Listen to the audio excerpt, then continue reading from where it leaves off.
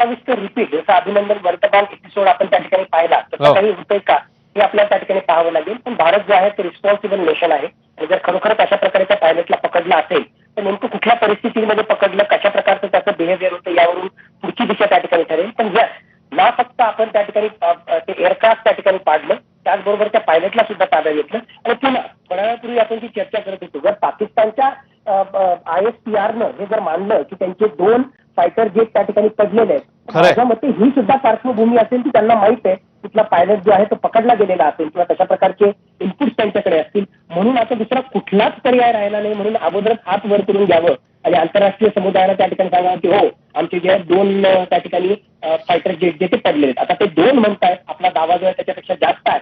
खरं खोटं हे नंतर आकड्यांवरून त्या ठिकाणी कळेल. पण ISPR-नं जर हे ऍक्सेप्ट केलं असेल की त्यांचे फायटर जेट पडले, माझ्या मते तीही एक पार्श्वभूमी असेल की त्यांचा पायलट त्या ठिकाणी पकडला गेलेला आहे.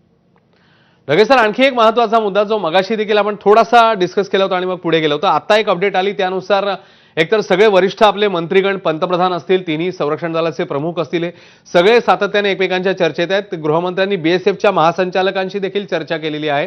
त्याचवेळी नौदलाला देखील अलर्ट करण्यात आलंय. नौदल कोणत्याही क्षणी हल्ल्याच्या तयारीत आहे. ही सगळी परिस्थिती नेमकी कशी बघताय तुम्ही? येणाऱ्या काळामध्ये तिन्ही साईडने म्हणजे भूदल, नौदल आणि हवाई दल तिन्हीकडून आता घेरण्याच्या दृष्टीने पाकिस्तानची ही तयारी आहे. पाकिस्तानला घेरण्याचा हा भारताचा या दृष्टीने पाऊल आहे असं म्हणता येईल.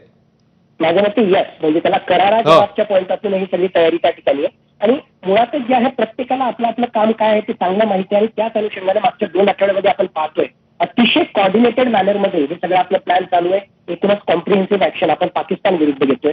डॉक्टर S जयशंकर आणि त्यांच्या टीमची अत्यंत महत्वाची भूमिका राहिलेली आहे आणि तेच पाहायला मिळतात की मार्को रुबियोशी ते बोलले, त्याचबरोबर युरोपियन युनियनच्या प्रतिनिधीशी सुद्धा बोलले. आणि जी बदलती परिस्थिती आहे, ज्या प्रकारचं एस्केलेशन पाकिस्ताननं केलेलं आहे त्याची कल्पना त्यांना दिलेली असणार. आणि या पार्श्वभूमीच्या आधारावर आता मात्र आम्ही जे आहे निर्णायक भूमिका घेणार किंवा एक प्रकारे जे आहे एस्केलेशन त्यांनी जे केलं त्याला कशा प्रकारचा रिस्पॉन्स करणार ही माहिती त्यांनी त्या ठिकाणी दिली असेल, जेणेकरून आंतरराष्ट्रीय जनमत आपल्या विरुद्ध जाऊ नये.